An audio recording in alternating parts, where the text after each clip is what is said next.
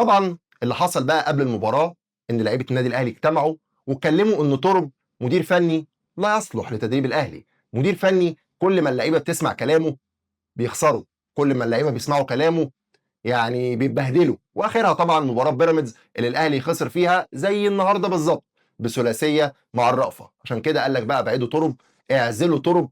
طبعا ما ينفعش يتعزل رسمي، احنا عارفين عزله رسمي مكلف قوي 6 مليون دولار.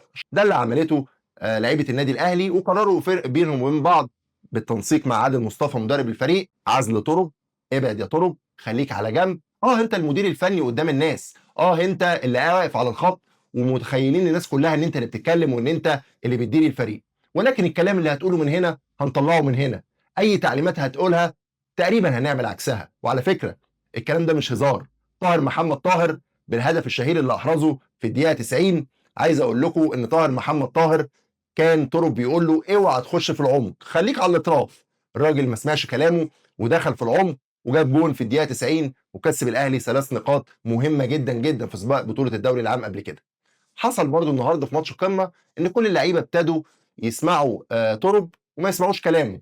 الراجل بيتكلم والراجل بيقول تعليمات، ولكن لعيبه النادي الاهلي بخبراتهم بامكانياتهم استحضروا طبعا روح السنه اللي فاتت لما الاهلي برضو عاد من بعيد وقدر ان هو يفوز ببطوله صعبه جدا. كان بيراميدز هو الاقرب للفوز بيها، ولكن الاهلي بريمونتادا تاريخيه تحت قياده عماد النحاس. ولكن عماد النحاس مدرب غير ترب خالص. ترب ده نقدر نوصفه كده وصف يعني مش هينفع نقوله على الهوا، خليه بعدين. المهم لعيبه النادي الاهلي قرروا ان هم يلعبوا لعبهم، ان هم يعملوا كل حاجه عكس ترب، وبالفعل الاهلي بيلقن الزمالك درس عمره. ايه اللي حصل النهارده وايه اللي حصل؟ خلينا نرجع كده قبل 24 ساعه من المباراه.